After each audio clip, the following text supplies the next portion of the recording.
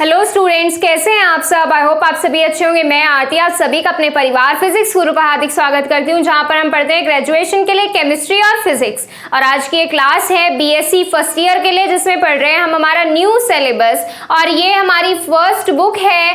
First book कौन सी? हमारी fundamentals of chemistry, और ये यूनिट 3 हम इसमें पढ़ रहे हैं। तो यूनिट 3 में हमने कुछ टॉपिक्स पिछले टर्न तक कंप्लीट कर लिए थे। कौन कौन से टॉपिक थे वो हमने शील्डिंग और स्क्रीनिंग इफेक्ट पढ़ चुके हैं। हम हमारे क्या पढ़ चुके हैं? इफेक्टिव न्यूक्लियर चार्ज या ZEF जिसको हम बोलते हैं, Z इफेक्टिव, वो हम पढ़ चुके हैं इसमें। और हमने स्लेटर रूल पढ़ चुके हैं, स्लेटर रूल्स की एप्लीकेशन कर चुके हैं। और आज हम इसमें हमारा स्टार्ट करने वाले हैं न्यू टॉपिक। न्यू टॉपिक कौन सा है? तो हमारी यूनिट 3 का ही इसमें, बट टॉपिक का नेम देखिए कौन सा टॉपिक है ये।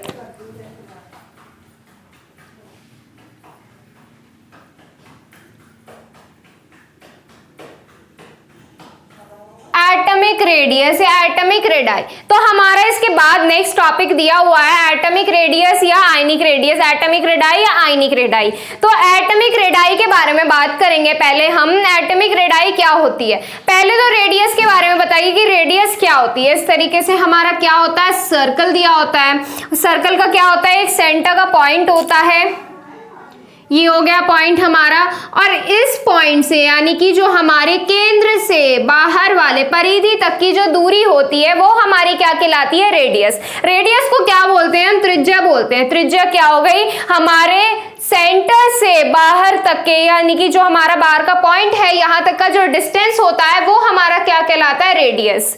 इतना क्लियर है। अब इसमें एटॉमिक रेडियस का मतलब क्या हुआ? एटॉमिक रेडियस का मतलब ये हुआ कि हम एटम की यानी कि अणु की रेडियस के बारे में बात करेंगे। एटम की रेडियस को किस तरीके से डिफाइन करेंगे? अब हम एटम की रेडियस यानी कि एटॉमिक रेडियस को डिफाइन करेंगे हम वो एवरेज डिस्टेंस जिसमें एटम के न्यूक्लियस, ये क्या होता है बेटा, सेंटर पे न्यूक्लियस होता है। एटम के न्यूक्लियस से वैलेंस शेल के इलेक्ट्रॉन, ऑर्बिटल जो होते हैं, ऑर्बिटल के वैलेंस शेल के इलेक्ट्रॉन तक की जो एवरेज डिस्टेंस होती है, जो दूरी होती है, वही हमारी क्या कहलाती है, एटॉमिक रेडियस। क्या कहलाती है हमारी? Atomic radius. अब इसमें इतना तो हमें पता चल गया एटॉमिक रेडियस क्या होती है। किसी अणु के नाभिक से बाहर वाले इलेक्ट्रॉन तक की जो दूरी होती है वो हमारी क्या कहलाती है, एटॉमिक रेडियस। अब इसमें हम एक चीज देखते हैं कि जो हमारे एटम्स में क्या होते हैं, ये हमारा क्या है, न्यूक्लियस है। और इसमें हमारे क्या है, ये ऑर्बिटल्स हैं। ऑर्बिटल्स बेटा इस तरीके से होते हैं, ये क्या है, हमारे ऑर्बिटल्स हैं। ऑर्बिटल्स में क्या कर रहे हैं, इलेक्ट्रॉन मूव कर रहे हैं। क्या कर रहे हैं, इलेक्ट्रॉन मूव कर रहे हैं यहां पर इस तरीके से। तो अब इसमें हम देखते हैं कि एक पॉइंट पर इलेक्ट्रॉन तो क्या है, न्यूक्लियस से दूर है, और एक पॉइंट पर क्या है, एक पॉइंट पर हमारा क्लोज आ रहा है। अब इसमें हमारा जो इलेक्ट्रॉन होते हैं, इलेक्ट्रॉन जो होते हैं वो मूव करते रहते हैं, रोटेट करते रहते हैं। इसी वजह से हम एटम की एग्जैक्ट रेडियस यानी कि एग्जैक्ट वैल्यू एटॉमिक रेडियस की कैलकुलेट नहीं कर सकते। क्यों कैलकुलेट नहीं कर सकते? क्योंकि हमारा इलेक्ट्रॉन जो होता है अनसर्टेन होता है, अनसर्टेनिटी होती है इलेक्ट्रॉन में, क्योंकि वो एक जगह फिक्स नहीं होता, मूव करता रहता है। तो इसी वजह से कि हम एटम की जो रेडियस होती है उसकी एग्जैक्ट वैल्यू नहीं फाइंड कर सकते, हम सिर्फ उसकी एवरेज रेडियस ही कैलकुलेट कर सकते हैं। और एवरेज रेडियस जो कैलकुलेट होती है उसकी यूनिट क्या होती है? जो हमारी रेडियस की यूनिट होती है एटॉमिक रेडियस की, वो हमारी होती है एंगस्ट्रॉम। क्या होती है हमारी? एंगस्ट्रॉम रेडियस होती है इसकी। देखिए इसमें आगे डेफिनेशन कैसे लिखेंगे। एटॉमिक रेडियस तो आपको समझ में आ गया होगा अब कि एटॉमिक रेडियस क्या होती है। अब इसमें डेफिनेशन लिखने वाले हैं एटॉमिक रेडियस के लिए। यहां से हो जाएगा एटॉमिक रेडियस इसके अंदर क्या आएगा, it can be defined as the average distance of valence electron from the nucleus of atom. मतलब क्या हुआ इसका कि एवरेज डिस्टेंस, वो दूरी हमारी, किसके बीच की दूरी, हमारे वैलेंस इलेक्ट्रॉन और हमारे न्यूक्लियस, एटम के न्यूक्लियस के बीच की जो दूरी होती है वही हमारी क्या कहलाती है, एटॉमिक रेडियस। लिखिए इसमें, it can be defined,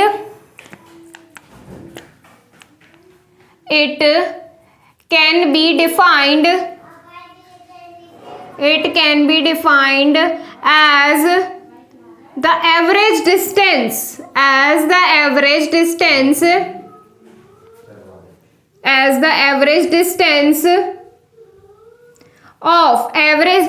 of valence electron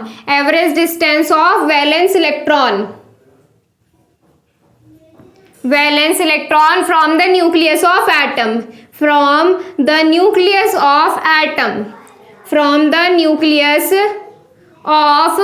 atom, वो हमारा क्या कहलाता है, वो हमारी कहलाती है एटॉमिक रेडियस या एटम की रेडियस। अब हम बताएंगे कि हम इसकी एग्जैक्ट वैल्यू को कैलकुलेट नहीं कर सकते। The exact value of atomic radius, the exact value, जो एग्जैक्ट वैल्यू होती है कि हाँ पर्टिकुलर इतना डिस्टेंस है हमारे न्यूक्लियस और इलेक्ट्रॉन के, वैलेंस शेल के इलेक्ट्रॉन के बीच में, द एग्जैक्ट वैल्यू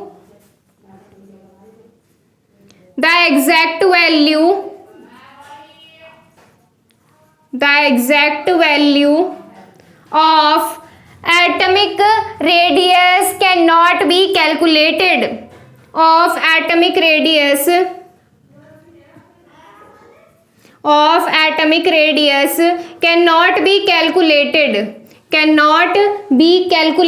वो हमारी कैलकुलेट नहीं की जा सकती। क्यों कैलकुलेट नहीं की जा सकती, क्योंकि हमारे वैलेंस शेल में जो इलेक्ट्रॉन्स होते हैं उनमें अनसर्टेनिटी होती है, can not be calculated,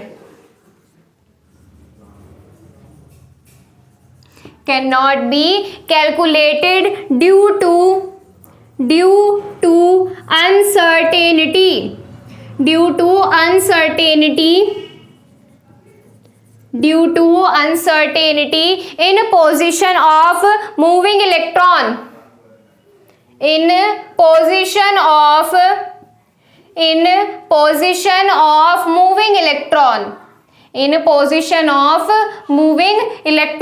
moving electron की पोजीशन में क्या होती है, अनसर्टेनिटी होती है। जब वो मूव कर रहा है तो उसमें क्या होगा, उसकी पोजीशन में अनसर्टेनिटी आएगी। So average radius can not be calculated, exact radius can not be calculated, average radius calculate करेंगे। इसलिए हमने यहाँ पर एवरेज डिस्टेंस लिखा है, ना कि एक पर्टिकुलर डिस्टेंस वर्ड लिया, एवरेज डिस्टेंस लिया है, क्योंकि हम इसकी एवरेज वैल्यू कैलकुलेट करते हैं।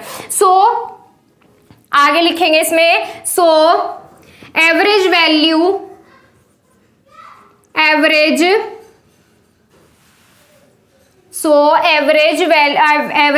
Of radius, average value of atomic radius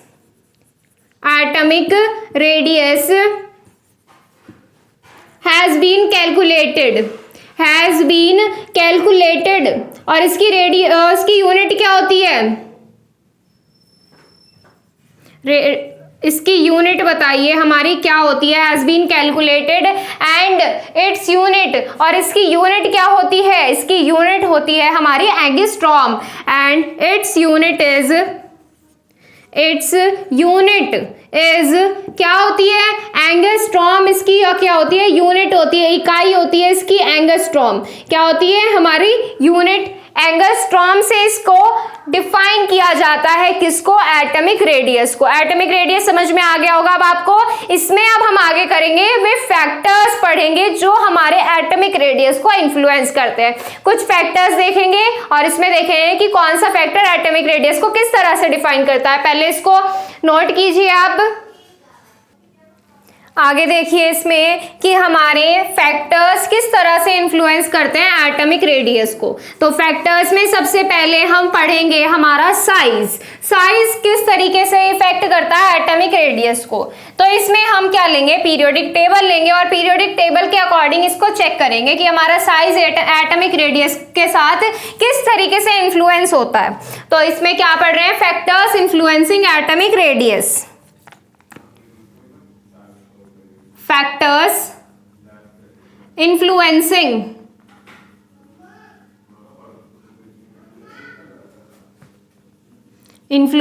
atomic radius. तो इसमें फर्स्ट पॉइंट देखिए, फर्स्ट पॉइंट क्या हो जाएगा हमारा, एटम का साइज या फिर number of shells. Size of atoms, size of atom, size of atom या number of shells.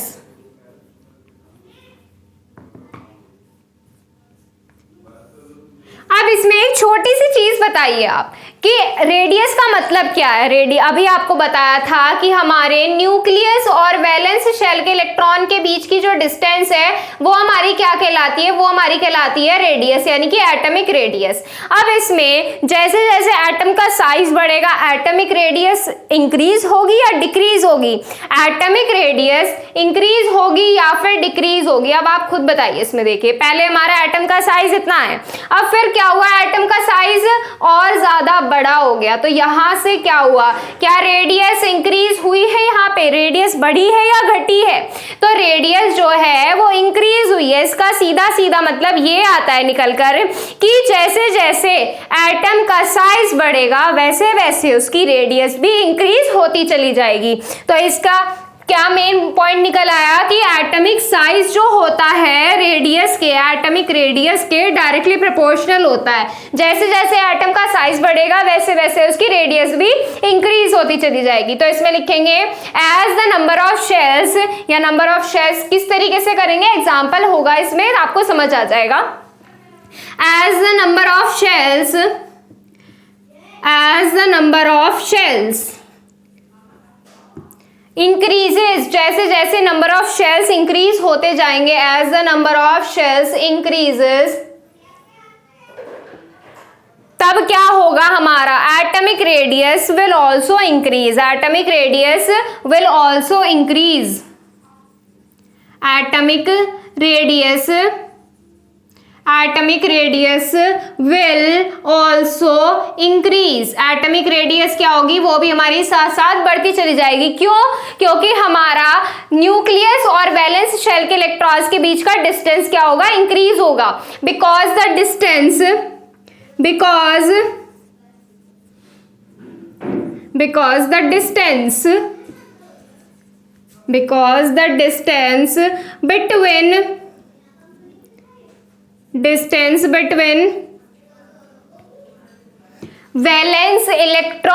between valence electron and nucleus will increase. Valence electron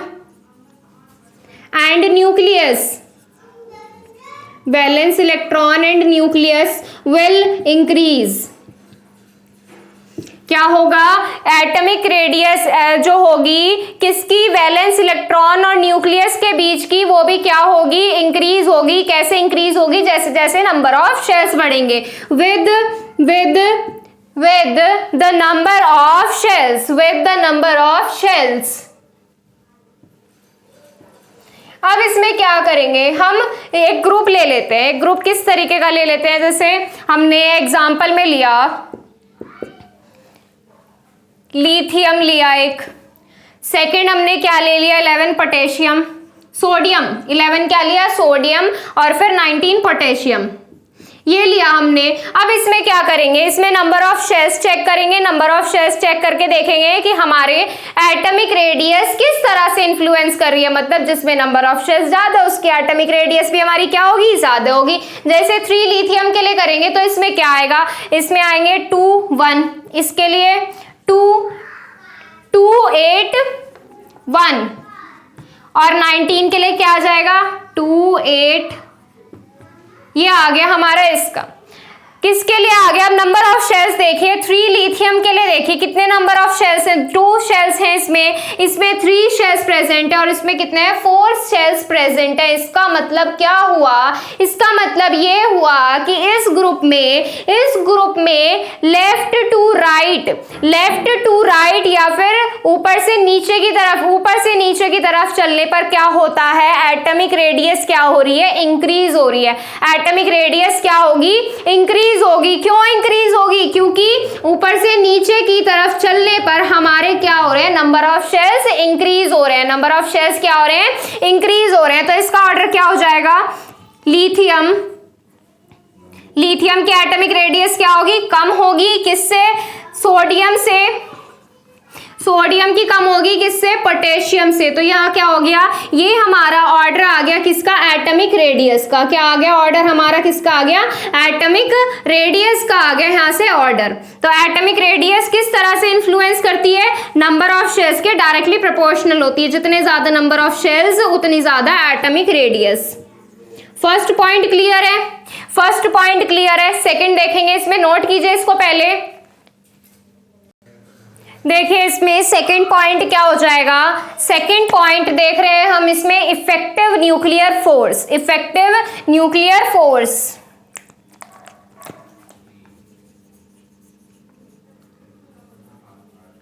effective nuclear force.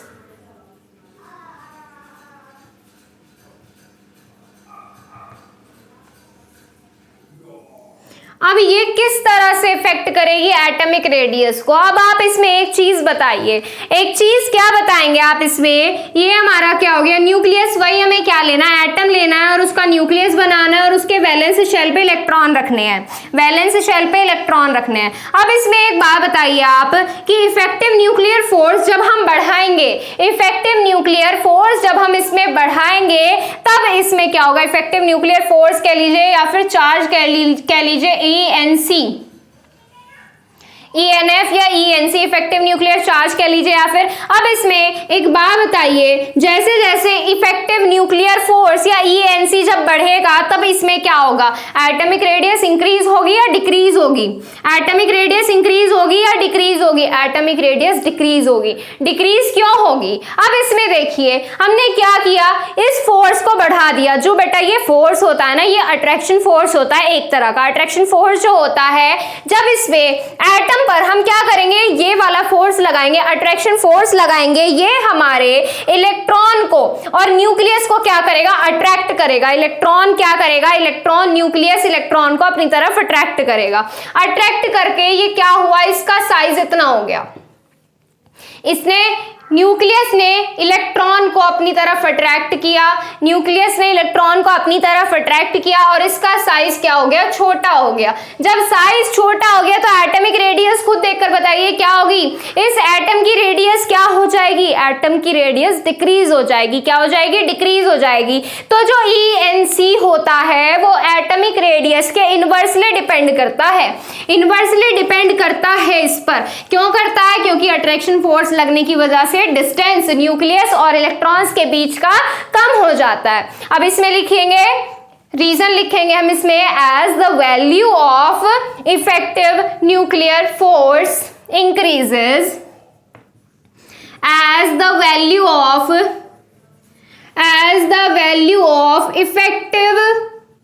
Effective nuclear force increases. जैसे जैसे effective nuclear force की value increase होगी, increases, तब क्या होगा इसमें? तब इसमें एटॉमिक रेडियस डिक्रीज हो जाएगी। क्या हो जाएगी? एटम की रेडियस डिक्रीज हो जाएगी। The atomic radius will decrease. The atomic radius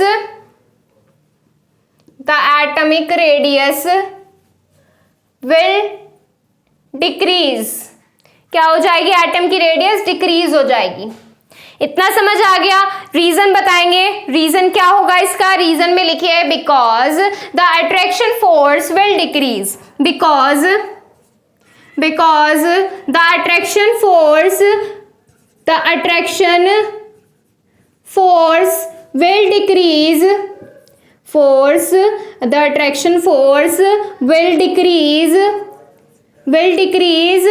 the distance of valence electron from nucleus, distance of valence electron from nucleus। समझ आ गया?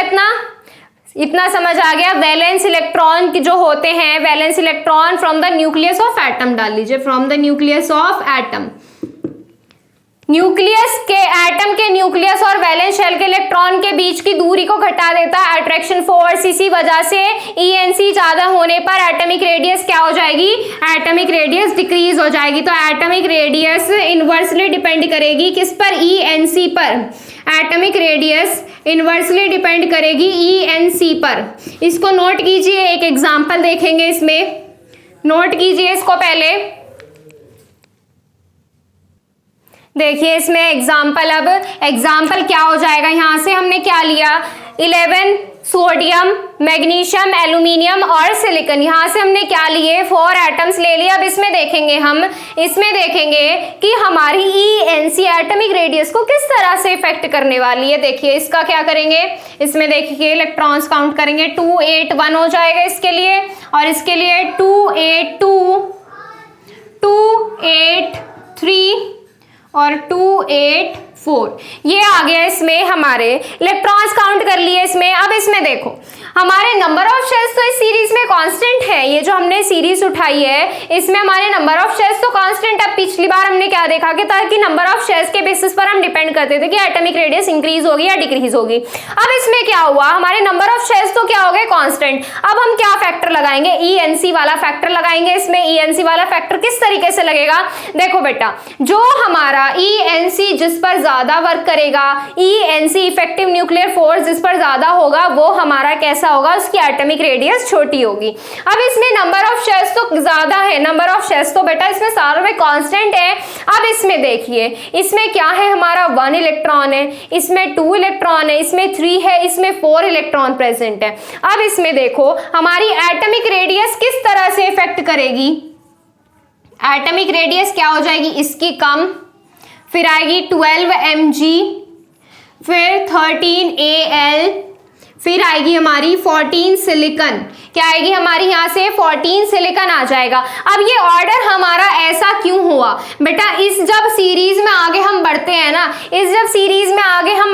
इसमें हमारे ENC इंक्रीज होती चली जाती है। अब इसमें देखो, इसमें हमारा सोडियम है, 11 सोडियम है, ये हमारा क्या हो गया? न्यूक्लियस हो गया। और इसके वैलेंस शेल पर कितने हैं? हमारे 1 इलेक्ट्रॉन मान लिया हमने। ये आउटर वाले शेल में, आउटर वैलेंस शेल में कितना आ गया? 1 इलेक्ट्रॉन आ गया। 1 इलेक्ट्रॉन इसके साथ कम फोर्स से अट्रैक्ट होगा। फिर इस वाले का हमारा, इसमें 2 इलेक्ट्रॉन प्रेजेंट है। क्या है? 2 इलेक्ट्रॉन प्रेजेंट है, 2 इलेक्ट्रॉन प्रेजेंट है। ये और ज्यादा अट्रैक्शन फोर्स से अटैच्ड होंगे। तो जितना ज्यादा उसका ENC होगा उतनी कम उसकी क्या होगी? Atomic radius. तो जब इस सीरीज में बढ़ेंगे, ENC इफेक्टिव न्यूक्लियर फोर्स तो इंक्रीज हो रहा है इस सीरीज में चलने पर, तो एटॉमिक रेडियस क्या हो जाएगी? डिक्रीज हो जाएगी। क्या हो जाएगी? डिक्रीज हो जाएगी। तो यहां से क्या निकला कि हमारी सीरीज में लेफ्ट से राइट की तरफ चलने पर एटॉमिक रेडियस क्या होती है? एटॉमिक रेडियस डिक्रीज होती चली जाती है। क्या हो जाती है? डिक्रीज होती चली जाती है ना गिवन पीरियड। इसमें लिख लीजिए, it means that in a given period, it means that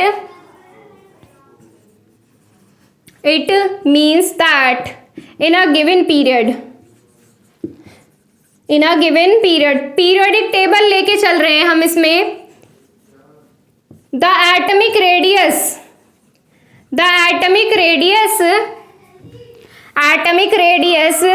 will decrease, the atomic radius will decrease हो जाएगी। atomic radius will decrease from moving, किधर से किधर की तरफ? from moving left to right in periodic table, left to right in periodic table। ऐसा क्यों होगा? क्योंकि हमने ईएनसी के ऊपर बताया, हमने इसको ईएनसी हमारी क्या हो रही है, ईएनसी इंक्रीज हो रही है, ईएनसी क्या हो रही है, इंक्रीज हो रही है, because in this series number of shells are constant, in this series number of shells are constant, number of shells क्या है बेटा, इसमें constant है, number of shells are constant but the attraction force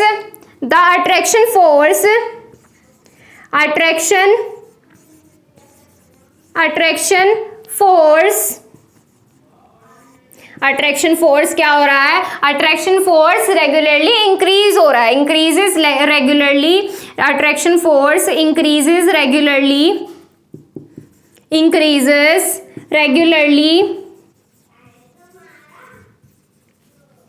in this series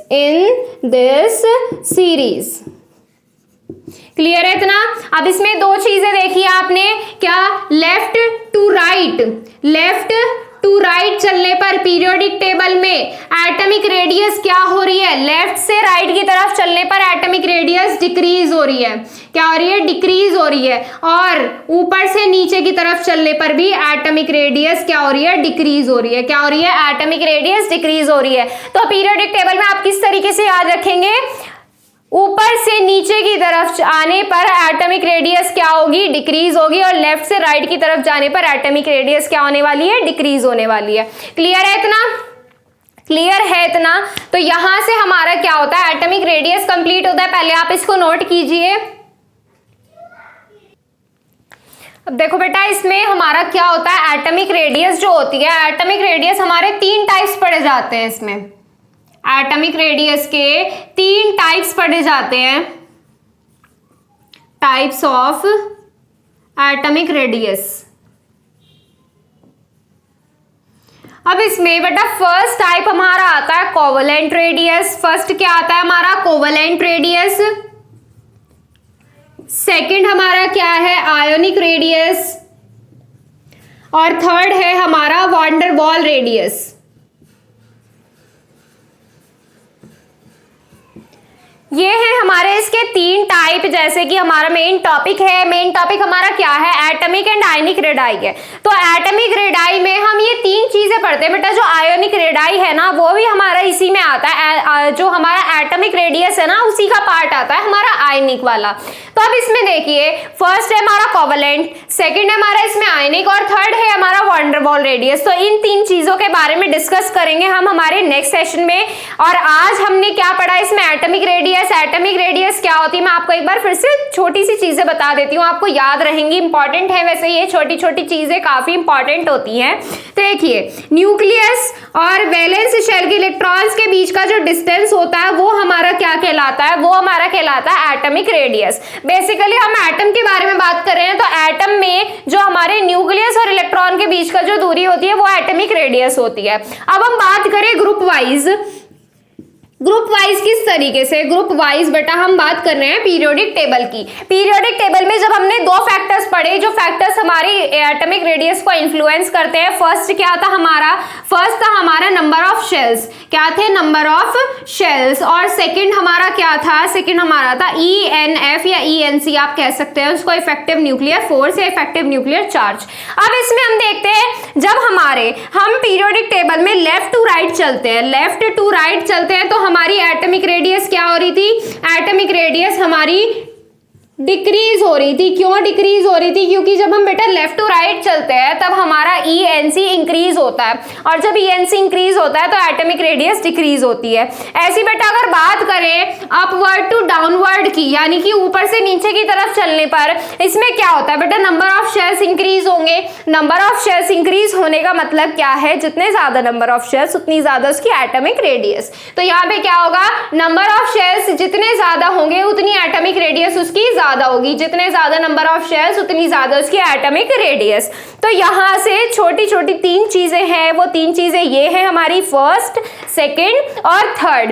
तो अब इसमें आज के लिए बस इतना ही, कल स्टार्ट करेंगे मिलेंगे कोवेलेंट रेडियस। अगर आपको आज की क्लास में कोई भी डाउट है तो आप इंस्टाग्राम पर क्लियर कर सकते हैं। इंस्टाग्राम आईडी आपको दिख रही होगी, यहाँ पे लिखी हुई है physics_guru_india इंस्टाग्राम आईडी है, जाकर फॉलो कीजिए और जो भी आपके डाउट्स है वहां से क्लियर कर लीजिए। तो देखिए, अब टेलीग्राम चैनल ज्वाइन करने के लिए आपको पहले प्ले स्टोर से टेलीग्राम इंस्टॉल करना है, फिर वहां पर आपको सर्च करना है फिजिक्स गुरु इंडिया और वहां से आप टेलीग्राम चैनल पर ज्वाइन हो सकते हैं। दो चीजें हैं, इंस्टाग्राम पर डाउट क्लियर करने हैं और टेलीग्राम पर आपको बेटा डेली क्लासेस का टाइमिंग पता चल जाएगा कि किस दिन आपका ऑफ रहता है और किस दिन आपकी क्लास होती है। तो आपसे मिलेंगे कल कोवेलेंट रेडियस के साथ। आज के लिए बस इतना ही। Thank you so much.